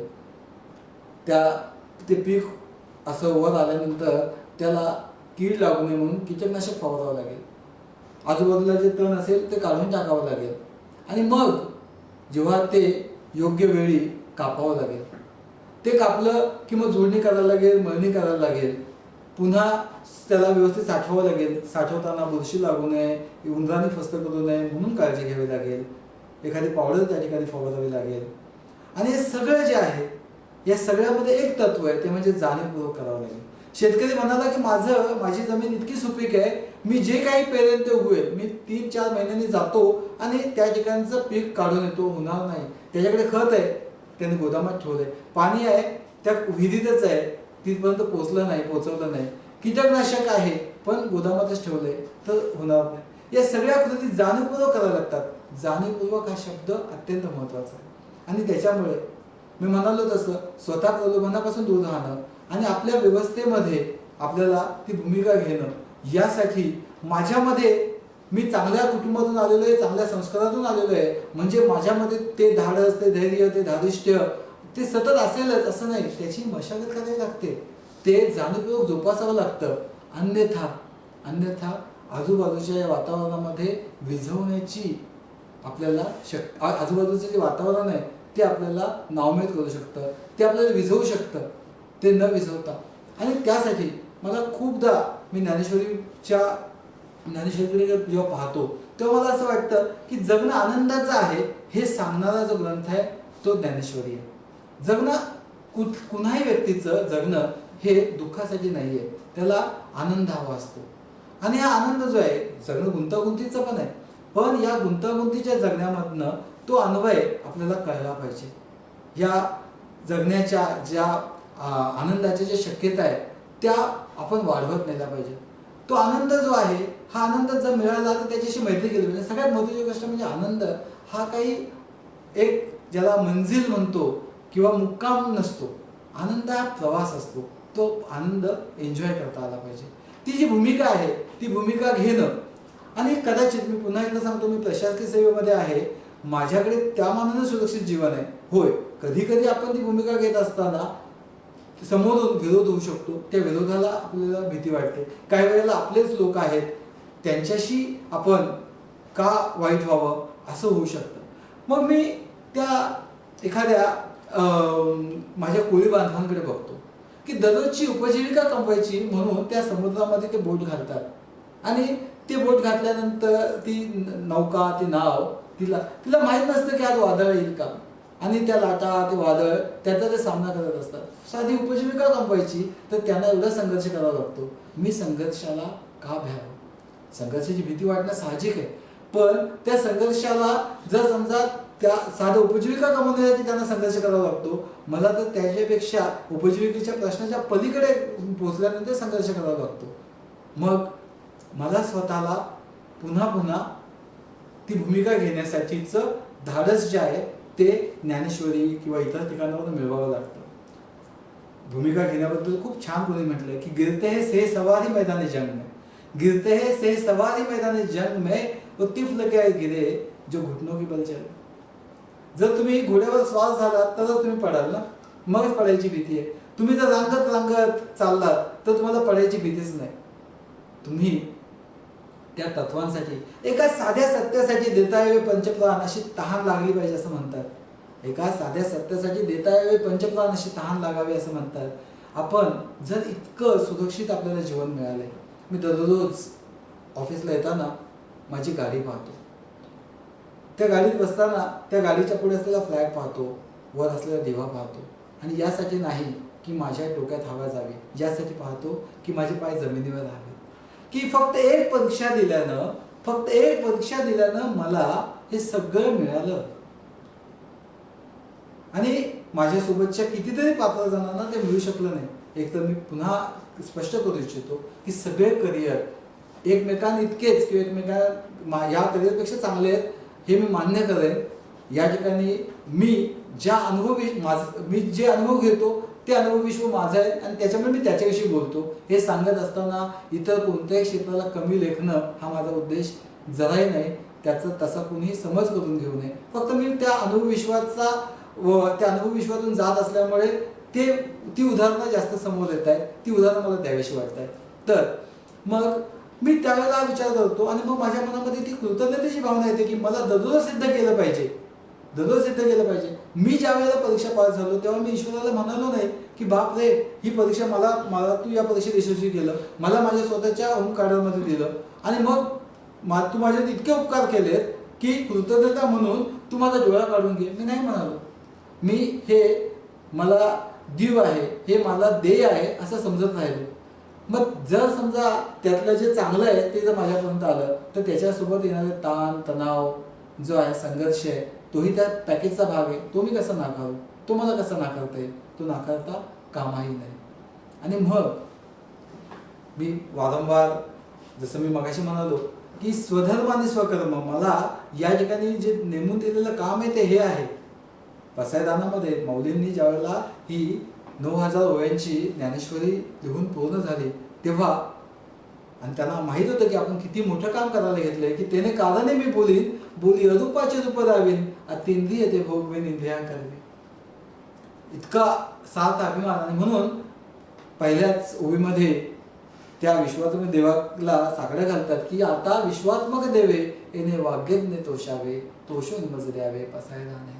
हे विश्वात्मक देवा, जो वाणीचा यज्ञ मी आनंदलेला होता त्याने तुझं प्रसन्न झाला असेल, आनंदित झाला असेल, संतोष पावला असेल तर संतोष होऊन प्रसन्न होऊन मला प्रसादाचं हे दान दे, हे पसाय दान दे. आणि काय मागितलं? 9 ओव्या आहेत. पहिली ओवी तर त्या विश्वात्मक देवाला साकडं घालण्यात गेली, नमन करण्यात गेली. आणि मग दुसरी ओवी जे खलांची व्यंकटी सांगो तया सत्कर्मी रती वाढो भूता परस्पर जडो मैत्रजी माझी. किती सुंदर प्रार्थना आहे बघा. ज्ञानेश्वरांना माऊली का म्हणतात याचं या ओवीत आपल्याला उत्तर सापडतं. ज्ञानेश्वर श्रीकृष्णाचा भक्त जो दुष्टांच्या विनाशाची भाषा बोलतो आणि जे स्वतःचं माऊलींची जी प्रार्थना आहे प्रसादानाच्या रूपात आलेली, त्या प्रार्थनेमध्ये माऊली हे कोणाच्या विनाशाची भाषा बोलत नाही. जे दुष्ट आहेत त्यांच्याकरता पहिली प्रार्थना करतात. आईला जर 2 मुलं असतील, जर पहिलं एक मूल खोडकर असेल, वात्य असेल तर आईला पहिली चिंता त्या मुलाची असते. जो चांगला आहे तो शांतपणे बसेल, दुसऱ्याचं ऐकेल, लोक त्याला काही त्रास देणार नाहीत. पण जो खोडकर आहे त्याच्या खोड्यांमुळे, त्याच्या व्रात्यपणामुळे लोक त्याचा तिरस्कार करतील, त्याला त्रास देऊ शकतील. म्हणून आईला पहिली चिंता त्या खोडकर मुलाची असते. आणि ज्ञानेश्वर हे एकट्या दुसऱ्याची आई नाहीत, या विश्वाची आई आहे असावं इतकं विशाल हृदय त्यांचं आहे, इतकी माया त्यांच्या हृदयात आहे. आणि म्हणून आज शतकानुशतक एक पुरुष असूनही ज्ञानेश्वरांना माऊली म्हटलं जातं. तर ज्ञानेश्वर पहिली प्रार्थना कोणासाठी करतात की जे खलांची व्यंकटी सांगतो, जे खल आहेत, जे दुष्ट आहेत, त्या दुष्टांच्या मनाचा वाकडेपणा नाहीसा हो. दुष्ट राहिले ते चालतील, दुष्ट राहिले तरी चालतील. त्या दुष्टांच्या मनाचा वाकडेपणा ते व्यंकटीचे सांडो तया सत्कर्मी रती वाढो, त्यांना सत्कर्मामध्ये, चांगल्या कामामध्ये रती म्हणजे आवड निर्माण हो. आणि असं झालं की त्याच्या पुढे काय? भूता परस्पर जडो मैत्रीची माझी. या भूतमात्रांना परस्परांबद्दल मैत्र निर्माण हो. किती सुंदर प्रार्थना आहे पहा. त्याच्या पुढची ओवी की दुरिताचे तिमिर जाओ विश्व स्वधर्मे सूर्य पाहो. जे दुरित आहे, पाप आहे, त्या पापाचा अंधार नाहीसा हो. पहिल्यांदा त्या पापाचा अंधार नाहीसा हो. आणि पापाचा अंधार नाहीसा व्हायचा असेल तर त्या ठिकाणी प्रकाश यायला पाहिजे. आणि अंधार जर पापाचा असेल तर उजेड पुण्याचा हवा. पण माऊली पुण्य हा शब्द वापरत नाहीत. माऊली म्हणतात दुरिताचे तिमिर जाओ विश्व स्वधर्मे सूर्य पाहो. विश्वातील प्रत्येकाच्या मनामध्ये स्वधर्माचा सूर्योदय हो, किंवा विश्वातील प्रत्येकाला स्वधर्माची जाणीव सूर्या इतक्या प्रकर्षाने हो. आणि मग ज्याला ज्याला जे जे हवं ते ते मिळेल. किती आत्मविश्वास पहा. जो जे वांछिल तो ते लावो प्राणी जातं. असं होऊ शकतं? होऊ शकतं. कारण पहिली प्रार्थना केली खलांचं दुष्टत्व नाहीसं होण्याची, खलांचं वाकडे पण नाहीसं होण्याची, त्यांना सत्कर्मामध्ये रती वाढवी प्रार्थना आहे. आणि जर समजा सगळ्यांना सत्कर्मामध्ये रती वाढली तर काय होणार आहे? सगळे सज्जन होणार आहे. सत्प्रवृत्तीवर ज्याचा विश्वास असतो, सत्प्रवृत्तीवर ज्याची निष्ठा असते, श्रद्धा असते, तो सज्जन. मग ते सज्जन झाले आणि जे सज्जन आहेत त्यांना परस्परांबद्दल मैत्र निर्माण झालंय आणि मैत्र निर्माण झाल्यानंतर पापाचा अंधार नाहीसा झालाय. सगळ्यांच्या मनामध्ये स्वधर्माचा सूर्योदय झालाय. लोक वाईट प्रार्थना करतील कशाला, वाईट मागणं मागतील कशाला. सगळ्यांना ज्याला ज्याला जे जे हवंय ते ते मिळेल. कारण ज्या प्रार्थना असतील त्या संपूर्ण विश्वासासाठी असतील. ज्या प्रार्थना असतील त्या एकमेकांचं वाईट चिंतनात नसतील. या ठिकाणी सुद्धा माऊली पुन्हा एकदा स्वधर्म हा शब्द सांगतात. तर मी त्याच अर्थानं माझं स्वधर्म काय, एक उर्दू शेर आहे. त्या शेरमध्ये म्हटलंय की न सर झुका के जिए न मुंह छुपा के जिए, सितमगरों की नजरों से नजर मिला के जिए. न सर झुका के जिए न मुंह छुपा के जिए, सितमगरों की नजरों से नजर मिला के जिए. अगर एक रात कम हम जिए तो कम ही सही, अगर एक रात कम हम जिए तो कम ही सही. इतना ही बहुत है कि मशाले जला के जिए, इतना ही बहुत है कि मशाले जला के जिए. माझ्या मते माझ्यासारख्या प्रशासकीय अधिकाऱ्याचं स्वधर्म आणि स्वधर्म हे आहे. त्या ठिकाणी जसं आई म्हणून आईचं काय करणं आहे, फक्त मुलाचं पालन पोषण करणे नाही, त्या मुलावर संस्कार करणे सुद्धा. जर तो मुलगा वाईट मार्गाने जात असेल तर आईला तो अधिकार आहे की त्याला वाईट काय चांगलं काय ते सांगण्याचा. आईनं फक्त त्याला चांगलं चांगलं खायला घातलं, चांगले कपडे दिले आणि तो जेव्हा कधी चुकतो तर त्याला धपाटा मारला नाही, त्याला समजवलं नाही, तर आई आई नसतेच. आणि म्हणून आपल्या मराठी सारस्वतामध्ये श्यामची आई ह्या पुस्तकाचं किती अनन्यसाधारण महत्व आहे की ती आई कशी असावी याचं उदाहरण आहे. आई कशी असावी, आईचं स्वकर्म काय असावं, आईचं स्वधर्म काय असावं.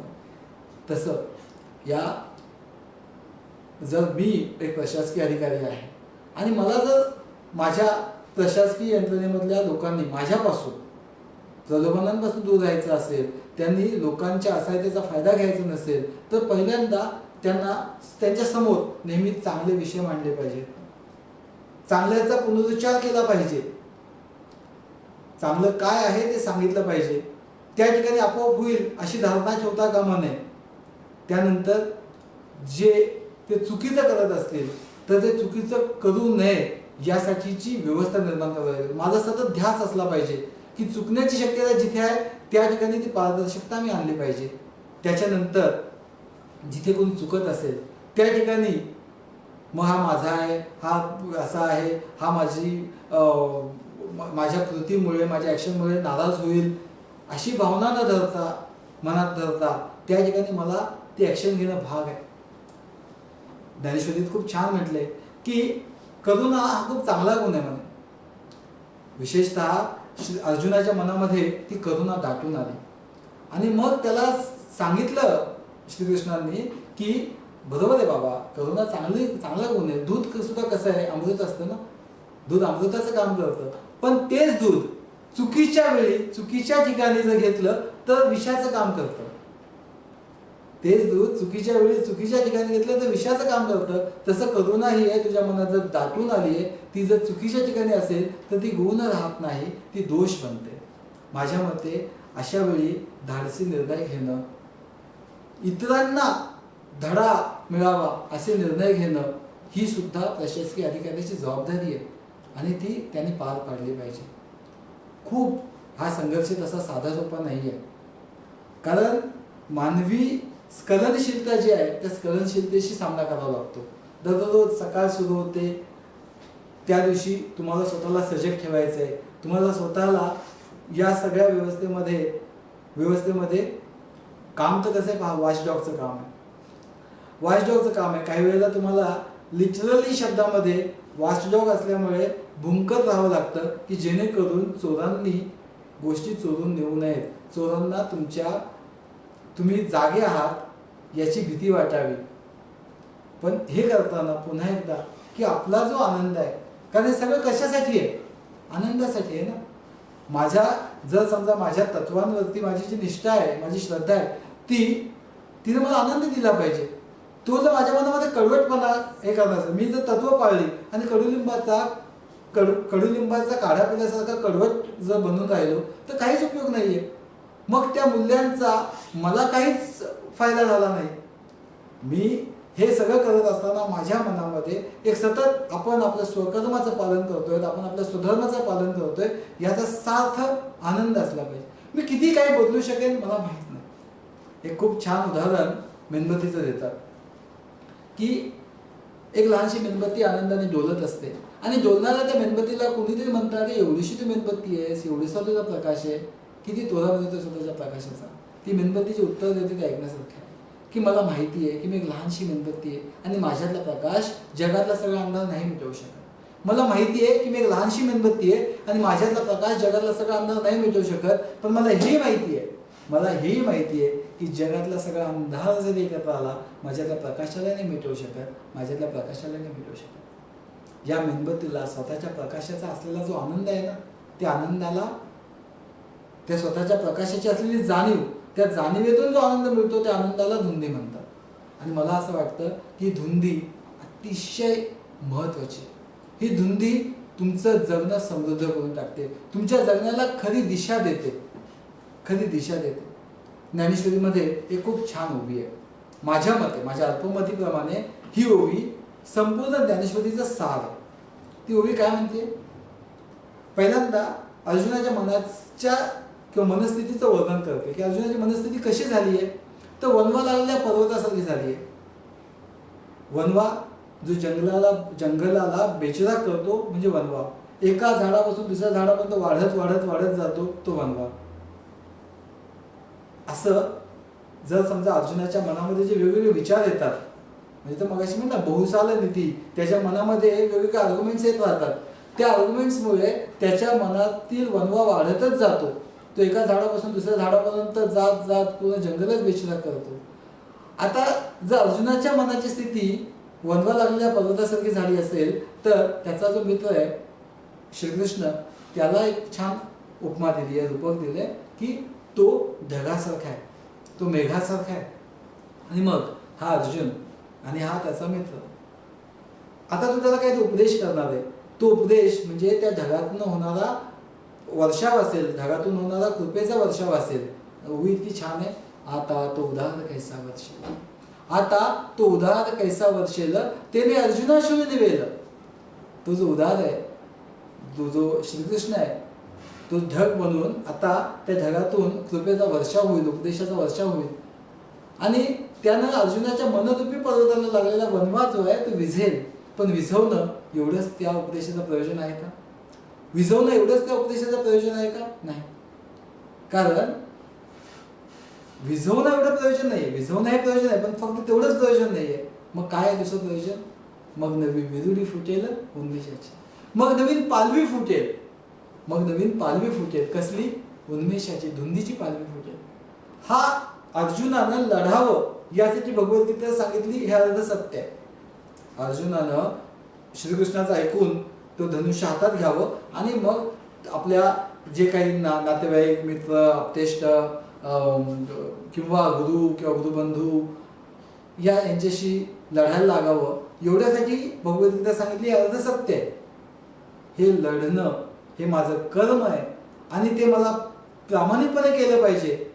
आणि त्या कर्म करण्याचा त्याला आनंद मिळावा. त्या कर्मातून, ते कर्म करण्याच्या वृत्तीतून त्याच्या मनामध्ये धुंदी निर्माण व्हावी, यासाठी भगवद्गीता सांगितलेली आहे. भगवद्गीता फक्त लढावं म्हणून नाही, ते लढणं हे स्वकर्म आहे.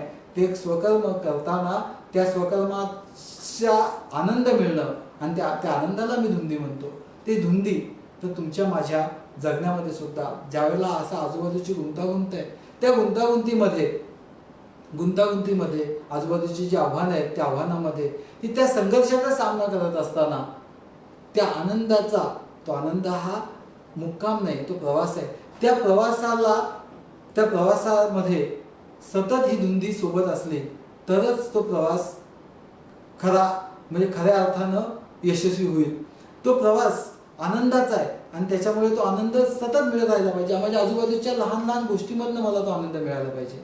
माझ्या चेंबरमध्ये एक होमी बाबांचं मी वचन लावलंय आणि इतकं होमी बाबांना, म्हणजे होमी बाबांसारख्या व्यक्तीनं जेव्हा ते म्हटलंय तेव्हा ते इतकं ॲप्ट असं आहे. I know quite clearly what I want out of life. Life and my emotions are the only things I am conscious of. and I want as much of it as I can get. But the span of one's life is limited. What comes after death, no one knows, nor do I care. Since therefore I cannot increase the content of life by increasing its duration, I will increase it by increasing its intensity. Art, music, poetry, and everything else that I do have this one purpose: increasing the intensity of my consciousness of life. इतकं सुंदर वचन आहे. मला माझं जीवनविषयक तत्वज्ञान होमीभाबांच्या या अवतरणात सापडते. होमीभाबा एवढे प्रतिष्ठीय वैज्ञानिक, त्यांच्या क्षेत्रामध्ये त्यांच्या तोडीचा वैज्ञानिक भारतात अजूनही झाला नाही असं म्हणतात. पण शास्त्रज्ञ असूनही ते जराही दुःख नव्हते. त्यांना अगणित विषयात गोडी होती, रुची होती. काव्य असेल, संगीत असेल, चित्रकला असेल, शिल्पकला असेल, उद्यानकला असेल, या सर्व क्षेत्रामधली त्यांची अभिरुची जी होती ती अत्यंत उच्च प्रतीची होती. त्यांची जीवनविषयक आसक्ती होती ती अत्यंत प्रामाणिक होती आणि अत्यंत सजग अशी होती आणि अत्यंत पवित्र होती.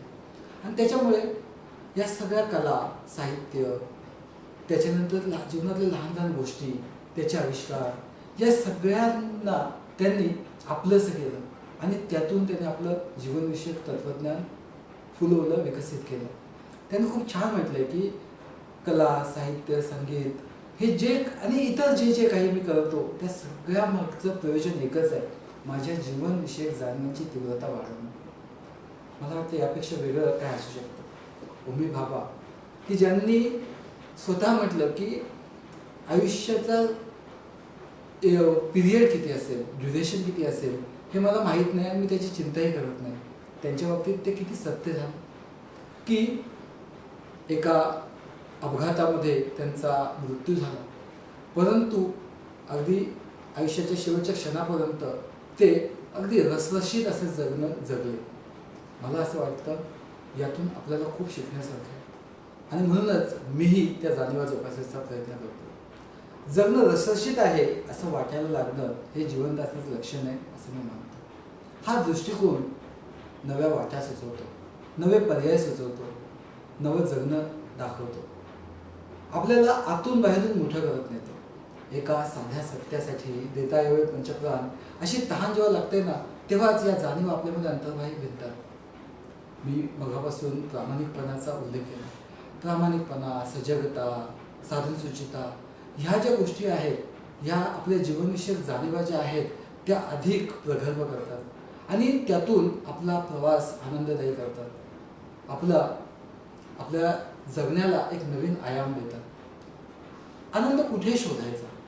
या आनंदासाठी, या जीवनविषयक जाणीवांमधली माझी तीव्रता वाढवण्यासाठी मला खूप लांब जाण्याची गरज नाही. माझ्या आजूबाजूच्या गोष्टींमध्ये ते सगळं आहे. जसं होमी बाबांनी कलेमध्ये, संगीतामध्ये, उद्यान कलेमध्ये तो शोधला, तसं माझ्या आजूबाजूला लहान लहान गोष्टीमधनं मला तो आनंद, मला ती ऊर्जा मिळवली पाहिजे.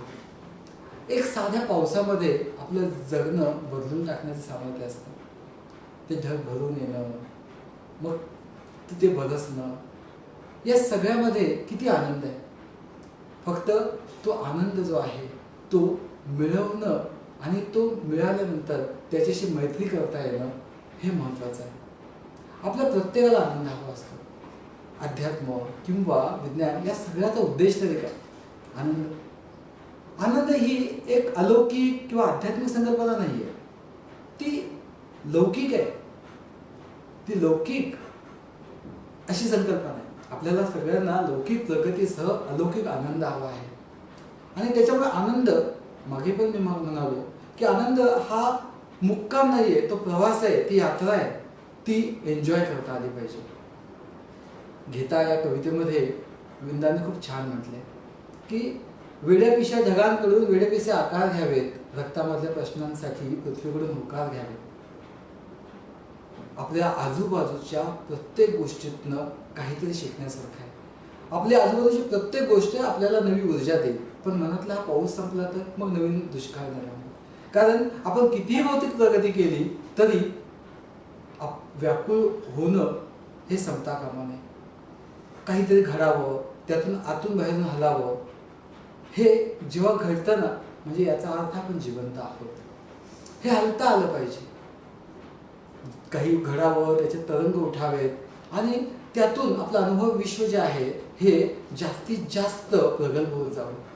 की अनेकविध अनुभवाच्या तारा झंकारत राहणं म्हणजे खरं जगणं आहे. आणि अशा जगण्यातून आपलं भावविश्व श्रीमंत होत जातं आणि श्रीमंत भावविश्वाची व्यक्ती जी असते ना तीच भाग्यवान असते. आणि मला ही नेहमी वाटतं, माझी प्रार्थना आहे की जगण्याविषयी अशी सतत ओढ असावी. जगणं असं मस्त प्रवाही असावं, मोकळं असावं, गुढ नसावं, कुठल्याही पूर्वग्रहात दूषित शिवायचं असावं. जगणं रसरशीत आहे असं वाटायला लागावं. आणि माझ्या आजूबाजूच्या एखाद्या बहरलेल्या झाडाचं बी आहे ना ते माझ्या मातीत पडावं, ते पडल्यानंतर ते रुजावं, त्याला अंकुर फुटावा, असा छानसा पाऊस माझ्या मातीत पडावा, जेणेकरून त्या अंकुर पुन्हा वाढावा. आणि असाच अनुरेणूत सामावलेला जो आनंद आहे तो मला सांगात यावा, माझं जगणं व्यापून व्हावं. यापेक्षा माझी कोणतीच अपेक्षा नाही. मी मगाशी म्हणालो की जगणं गुंतागुंतीचं आहे. बऱ्याचदा मी विशेषतः जे तरुण हे प्रतिपादन ऐकत असतील त्यांच्यासाठी, कारण जे ज्येष्ठ मंडळी आहेत त्यांना कल्पना आहेच की जग जाहिरातीचं आहे, जग जाहिरातीचं आहे. आणि बऱ्याचदा जे चकाकतं त्याला आपण सोनं समजतो, कारण आपण कुणाला ते आदर्श मानतो. आणि बऱ्याच वेळेला जे प्रसिद्ध आहे तेच चांगलं असतं असं आपल्याला वाटायला लागतं आणि हा मोह होतो. तो सुद्धा या तरुण वयात आपण टाळला पाहिजे. कारण गुड आणि पॉप्युलर हे दोन शब्द समानार्थी नाहीत. चांगलं असणं म्हणजेच प्रसिद्ध असणं आणि प्रसिद्ध असणं म्हणजे चांगलं असणं असं असेलच असं नाही. जर असं असतं तर अनेक बाबा लोक जे आज जेलमध्ये आहेत ते जगातल्या सगळ्यात चांगल्या व्यक्ती असत्या, कारण त्यांच्या इतकं प्रसिद्ध आणि पॉप्युलर कुणीच नाही. अनेकांच्या यूट्यूबवर अगदी 1-1 करोड 2-2 करोड व्ह्यूज असलेले चित्रफिती उपलब्ध आहेत. एक खूप छान कोणीतरी म्हटलंय की मैं बैठा रहा शाम तक अपना सच लेकर, मैं बैठा रहा शाम तक अपना सच लेकर, उनका झूठ दोपहर तक बिक गया था. बऱ्याच वेळेला खोटं लवकर विकलं जाईल, सत्य मात्र आपण संध्याकाळपर्यंत तसंच वागवत राहू. पण तरी त्यातनं निराश व्हायचं नाही, कारण होईल, निराश व्हायला होईल. मी मगाशी म्हणालो भूमिका घेणं, अनेकदा चांगल्याला चांगलं, वाईटाला वाईट म्हणणं, तो निरक्षर विवेक आणि ती भूमिका मांडता येणं हे सुद्धा आपल्याला नैतिकतेच्या अधिष्ठान असल्याशिवाय जमत नाही. छान म्हटलंय की सलीखा तो ये है कि बुरे को मत बुरा कहिए, सलीखा तो ये है कि बुरे को मत बुरा कहिए, पर क्या करे जब उसे पाले कि हमें खुदा कहिए.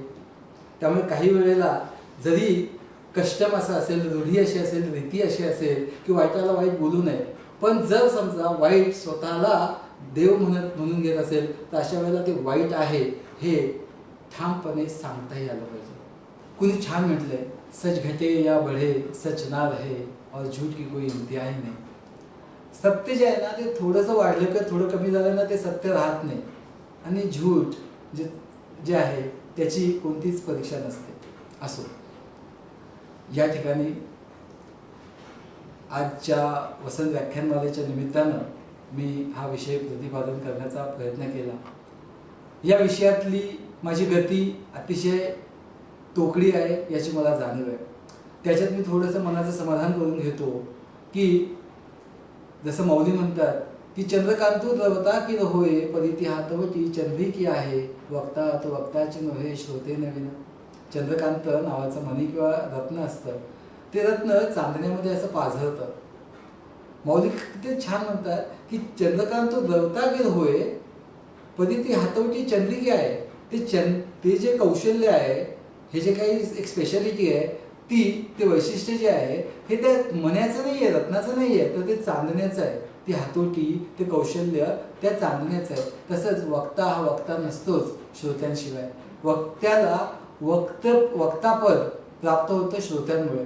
आणि मला असं, मी माझी थोडीशी मनाची भावडी समजून करून घेतो की आजचा विषय जर तितकासा रंगला नसेल तर माझ्यासमोर श्रोते नसल्यामुळे, कदाचित एका निर्जीव कॅमेरासमोर हा विषय प्रतिपादित करत असल्यामुळे कदाचित तो विषय रंगला नाही. अशीच थोडीशी मनाची समजूत. या निमित्तानं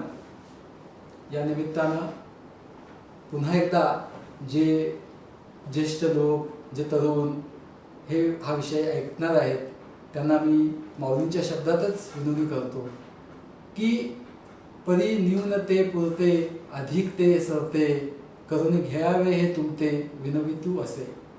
जर याच्यामध्ये माझ्या बोलण्याच्या ओघामध्ये जे काही कमीपण असेल, जे काही उणेपण असेल ते आपण पूर्ण करून घ्या, त्याच्याबद्दल मला क्षमा करा. जर काही अधिकचं बोललं गेलं असेल तर ते बाजूला सारा, असं तुम्ही कराल ही माझी तुम्हाला विनंती आहे.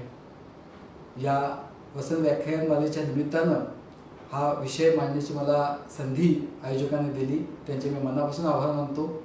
पुन्हा कधीतरी श्रोत्यांसमोर अभिव्यक्त व्हायची संधी मिळेल अशी अपेक्षा मी बाळगतो आणि पुन्हा सगळ्यांचे आभार मानतो. जय हिंद, जय महाराष्ट्र.